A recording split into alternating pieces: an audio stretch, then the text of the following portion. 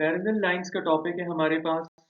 अगर हमारे पास दो स्ट्रेट लाइंस ऐसी हों कि उनके दरमियान में हर जगह पर जो परपेंडिकुलर डिस्टेंस हो वो सेम रहे और वो दोनों कभी भी एक दूसरे को क्रॉस या इंटरसेक्ट ना करें, तो ऐसी दो स्ट्रेट लाइंस के जिनके दरमियान हर जगह पर परपेंडिकुलर डिस्टेंस सेम होता है और वो कभी भी एक दूसरे को क्रॉस नहीं करती, इन ऐसी स्ट्रेट लाइंस को हम पैरेलल लाइंस कहते हैं। ये इसकी डेफिनेशन होगी, two lines in the same plane that are at equal distance from each other and never cross each other are said to be parallel lines. यहाँ पे ये कंडीशन बहुत इंपॉर्टेंट है कि इन दोनों का सेम प्लेन में होना लाजिम है। मतलब सेम प्लेन का मतलब होता है टू डायमेंशनल फिगर, मतलब दोनों सेम एक ही फ्लैट सरफेस के ऊपर अवेलेबल होनी चाहिए। इनके दरमियान जो परपेंडिकुलर डिस्टेंस का सेम होने का ये मतलब होता है कि फर्ज करो अगर हम इस प्लेस के ऊपर खड़े हो जाएं और हम चेक करें ये जो परपेंडिकुलर डिस्टेंस है, अगर ये 2 सेंटीमीटर निकला तो फिर किसी भी दूसरे पॉइंट पे जाके जब हम परपेंडिकुलर डिस्टेंस निकालेंगे तो ये सारे परपेंडिकुलर डिस्टेंस हमेशा इक्वल इक्वल होंगे। दूसरी बात, इसकी इंपॉर्टेंट नोटेशन आपको आनी चाहिए। तो सबसे पहले हम देखते हैं कि अगर इस लाइन को हम लेबल करें as a line A B और सेकेंड लाइन को हम लेबल कर दें as a line C D, तो अंग्रेजी में इंग्लिश में इसको ऐसे लिखा जाता है A B is parallel to C D. और मैथमेटिक्स में इसकी ये नोटेशन होती है, पैरेलल का सिंबल होता है ये, इसको पढ़ा जाता है A B is parallel to C D. ये 11 से मिलता जुलता एक सिंबल होता है जो कि दो लाइंस के पैरेलल होने को रिप्रेजेंट करता है। नेक्स्ट हमने देखना है कि ट्रांसवर्सल लाइन कौन सी लाइन होती है।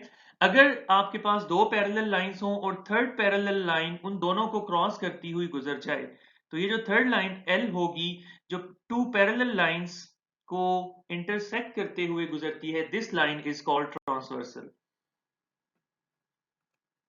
A line which crosses two or more parallel lines is called a transversal। ये MCQs पॉइंट ऑफ व्यू से इंपॉर्टेंट पॉइंट है। उसके बाद नेक्स्ट एक नोट आप लोग याद रखिएगा कि हमारे पास जब ये ट्रांसवर्सल किसी दो पैरेलल लाइंस को इंटरसेक्ट करते हुए गुजर जाता है तो वहां पे फोर टाइप्स के डिफरेंट एंगल्स बनते हैं। ये पॉइंट याद रखिएगा, कितने टाइप्स के एंगल्स बनते हैं, फोर टाइप्स के। इस बात को हम यहाँ नोट कर लेते हैं कि if a transversal intersects the two parallel lines then four types of different angles are formed. ये कौन कौन से होते हैं? Number one, corresponding angles. Type number two, adjacent angles. Type number three, alternate angles. Type number four, vertical angles. अब हम one by one इनकी definition और प्रॉपर्टीज को अंडरस्टैंड करेंगे।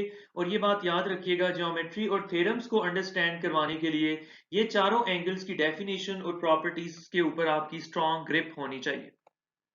First, we shall study corresponding angles. आप देखो यहाँ पे अगर आपको बता दिया जाए कि ये दो लाइंस हैं ये दोनों एक दूसरे के पैरेलल हैं और ये लाइन एल इनकी ट्रांसवर्सल है, तो करस्पॉन्डिंग एंगल्स वो एंगल्स होते हैं जो सेम पोजीशन के ऊपर बनते हैं। फॉर एग्जांपल, आप इस एंगल की अगर हम बात करें, इसको हम एंगल नंबर 1 कह दें और इसको हम एंगल नंबर 2 कह दें, तो ये जरा आप ऑब्जर्व करो, इनकी पोजीशन सेम है। सेम पोजीशन का मतलब है, फॉर एग्जांपल अगर आपको समझाने के लिए मैं बोलूं, तो ये जो एंगल 1 है इसकी पोजीशन भी एक अल्फाबेट वी जैसी बन रही है और ये जो एंगल 2 है इसकी पोजीशन ओरिएंटेशन भी जो है वो उल्टे ए या आप कह लो वी जैसी बन रही है। ये देखो, तो दोनों की पोजीशन सेम है, तो ऐसे सेम पोजीशन वाले एंगल्स को करस्पॉन्डिंग एंगल्स कहते हैं। The angles having the same position are called corresponding angles. इनकी प्रॉपर्टी याद रखिएगा, करस्पॉन्डिंग एंगल्स हमेशा एक दूसरे के इक्वल होते हैं। तो मैंने कहा कि एंगल 1 और एंगल 2 करस्पॉन्डिंग एंगल्स होने की वजह से एक दूसरे के इक्वल होंगे। इस बात को यहाँ पे हम नोट कर लेते हैं, angle 1 is equal to angle 2। Similarly transversal की लेफ्ट साइड पे ये जो एंगल बन रहा है इसको अगर मैं एंगल 3 कह दूं और इधर भी ट्रांसवर्सल की लेफ्ट साइड वाले एंगल को मैं 4 कह दूं, तो ये दोनों एक दूसरे के करस्पॉन्डिंग एंगल्स होंगे और इक्वल होंगे। यानी हम लिखेंगे measurement of angle 3 and measurement of angle 4 are also equal because of being corresponding angles of each other. Next, यहां पे आप देखिएगा कि अगर हम इस एंगल को लेबल करें एज एंगल नंबर 5, तो इसका ये करस्पॉन्डिंग एंगल बनेगा 6। यानी angle 5 and angle 6 are corresponding angles of each other, और करस्पॉन्डिंग एंगल्स होने की वजह से ये भी एक दूसरे के इक्वल होंगे। और फाइनली आप देखो कि ये एंगल नंबर 7 इसको कहा जाए और इसको एंगल नंबर 8 कह दिया जाए, तो इनकी पोजीशन भी सेम है। ये आपको नजर आ रहा है कि ये उल्टे वी जैसी इनकी ओरिएंटेशन है। तो एंगल 7 और एंगल 8 एक दूसरे के करस्पॉन्डिंग एंगल्स होने की वजह से इक्वल होंगे। टाइप नंबर 2 है एडजेसेंट एंगल्स। याद रखिएगा वो एंगल्स जिनका वर्टेक्स भी सेम हो और एक साइड भी कॉमन हो, तो कॉमन वर्टेक्स और कॉमन साइड वाले एंगल्स को एडजेसेंट एंगल्स बोला जाता है।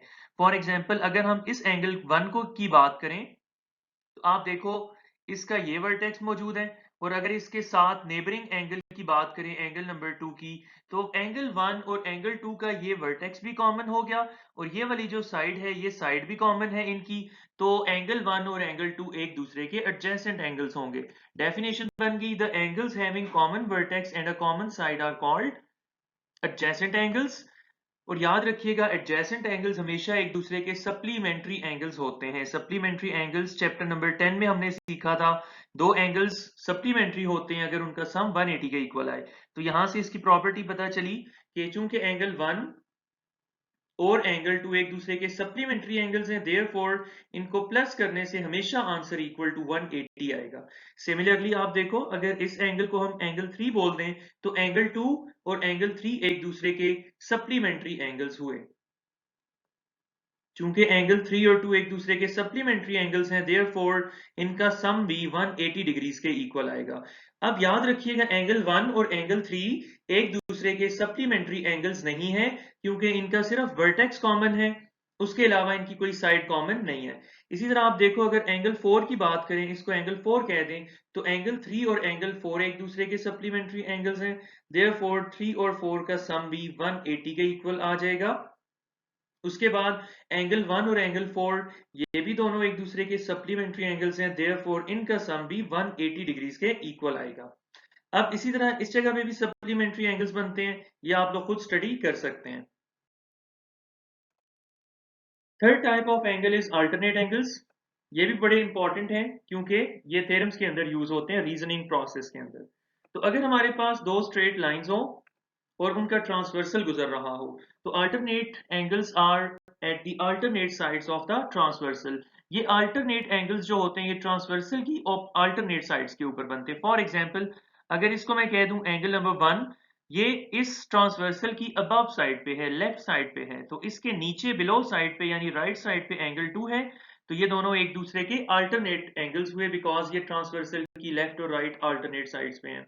तो एंगल 2 और एंगल 1 इक्वल हुए because alternate angles are equal.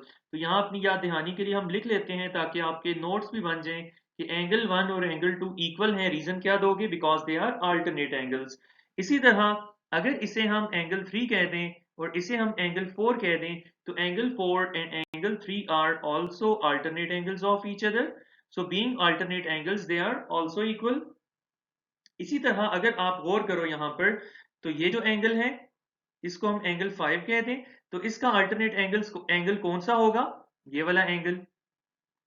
Okay, तो angle 5 and angle 6 are alternate angles of each other, और अल्टरनेट एंगल्स होने की वजह से दे आर इक्वल। और फाइनली आप देखो ये एंगल होगा 7, तो ये एंगल हो जाएगा 8, और एंगल 7 और एंगल 8 भी एक दूसरे के अल्टरनेट एंगल्स होने की वजह से इक्वल इक्वल होंगे। Last one is vertical angles. इसको यहां से थोड़ा हम लोग रेस कर लेते हैं। नेक्स्ट इज वर्टिकल एंगल्स क्या होते हैं? देखो जब भी आपके पास दो वर्टिकल लाइंस ऐसे एक दूसरे को क्रॉस करती हैं, तो वर्टिकली ऑपोजिट या हॉरिजॉन्टली ऑपोजिट डायरेक्शन में जो एंगल्स बनते हैं they are called vertical angles. For example ये एंगल और इसकी ऑपोजिट साइड पे वर्टिकली ये दोनों एक दूसरे के वर्टिकल एंगल्स होते हैं। इनका फुल नेम होता है वर्टिकली ऑपोजिट एंगल्स। इसी तरह दूसरी साइड पे आप देखो ये एंगल और ये एंगल हैं, तो ये हॉरिजॉन्टली ऑपोजिट हैं एक दूसरे के, लेकिन इनको भी वर्टिकली ऑपोजिट एंगल्स कहा जाता है। डेफिनेशन बन गई, the angles having a common vertex but no common side are called vertically opposite angles. तो ये इसकी आपको एक डेफिनेशन मिल गई कि एक एंगल आप देखो मैंने बताया था ये वाला एंगल और ये वाला एंगल, ये दोनों एंगल ऐसे हैं कि इनकी ये सिर्फ वर्टेक्स कॉमन बन रहे हैं, बाकी कोई साइड कॉमन नहीं है। तो ऐसे दो एंगल्स जिनका सिर्फ वर्टेक्स कॉमन हो, कोई साइड कॉमन ना हो, उनको वर्टिकली ऑपोजिट एंगल्स कहते हैं। फिर डायग्राम के ऊपर जरा हम देख लेते हैं एग्जांपल्स। इसको आप कह दो एंगल नंबर 1, इसको आप कह दीजिए एंगल नंबर 2। तो एंगल 1 और एंगल 2 एक दूसरे के वर्टिकली ऑपोजिट एंगल्स हैं, and vertically opposite angles are always equal. ये बहुत इंपॉर्टेंट प्रॉपर्टी है, याद रखिएगा। तो हम लिख देते हैं, because angle 1 and angle 2 are vertically opposite angle, therefore they are equal। Similarly, अब मैं लिखता नहीं हूं, मैं आपको बता देता हूं कि ये एंगल 3 और एंगल 4 वर्टिकल एंगल्स हैं, therefore they are equal।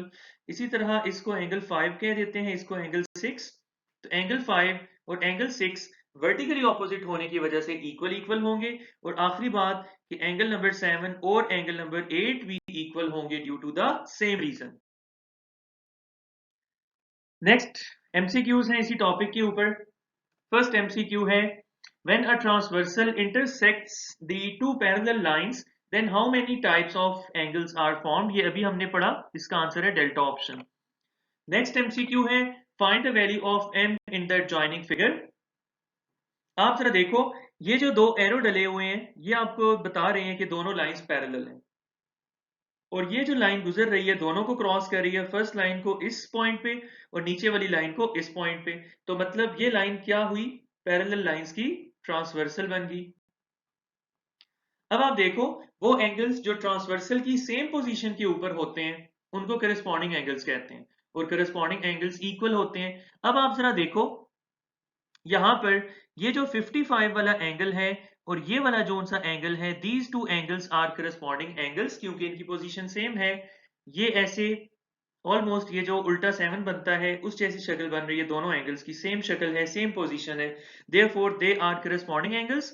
और करस्पॉन्डिंग एंगल्स इक्वल होते हैं, देयरफॉर ये एंगल भी 55 डिग्रीज होगा। फिर इसके बाद आप जरा गौर करो कि ये जो ट्रांसवर्सल की बात की थी, यहां पे मैं आपको बता दूं कि ये लाइन जो है ट्रांसवर्सल है, इसको आप कह लो ट्रांसवर्सल नंबर 1 कह दो फॉर एग्जांपल। ये इन दोनों पैरेलल लाइंस का ट्रांसवर्सल है। तो ट्रांसवर्सल की सेम पोजीशन पे ये जो दोनों एंगल्स बन रहे हैं वो इक्वल हो गए, मैंने बताया आपको। उसके बाद इस ट्रांसवर्सल नंबर 2 की बात कर लेते हैं हम, कि ये जो एंगल्स हैं दोनों, ये जो 55 के ऊपर हमने न्यू एंगल फाइंड किया और ये जो रिक्वायर्ड एंगल m है, ये दोनों भी एक दूसरे के करस्पॉन्डिंग एंगल्स हैं। तो due to being corresponding angles they are equal, therefore angle m is equal to angle 55 degrees। so correct option is delta option। Third MCQ है, find the value of x in the following diagram। आप जरा यहाँ पे गौर कीजिए, ये x है, ठीक है, और आपने जो है इसकी वैल्यू निकाल के दिखानी है। अब x का ये जो एंगल है, अगर हमें ये पता चल जाए तो हम कहेंगे कि ये जो है अल्टरनेट एंगल्स होने की वजह से इक्वल होंगे, यानी इसको हम लेबल कर देते हैं एज एंगल नंबर 1।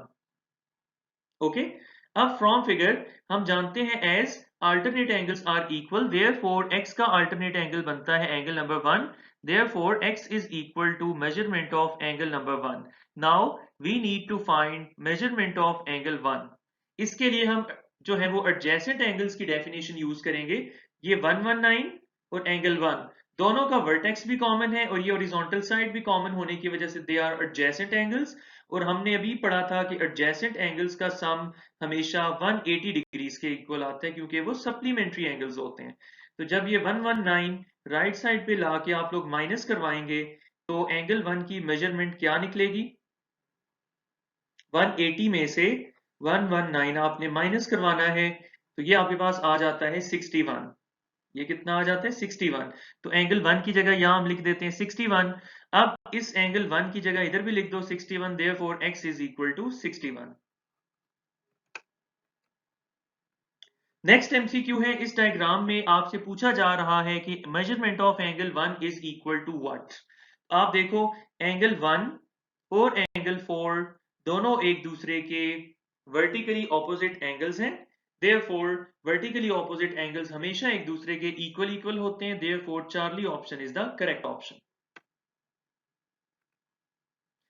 इसी फिगर की ऊपर बात हो रही है कि फिफ्थ एमसीक्यू इसी सेम डायग्राम के ऊपर है कि in the adjoining figure angle 7 and angle 8 are adjacent angles.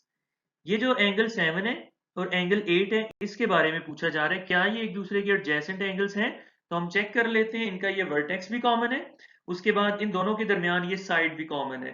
तो जब भी दो एंगल्स का वर्टेक्स और एक साइड कॉमन हो जाती है उनको एडजेसेंट एंगल्स बोला जाता है, therefore given statement is true.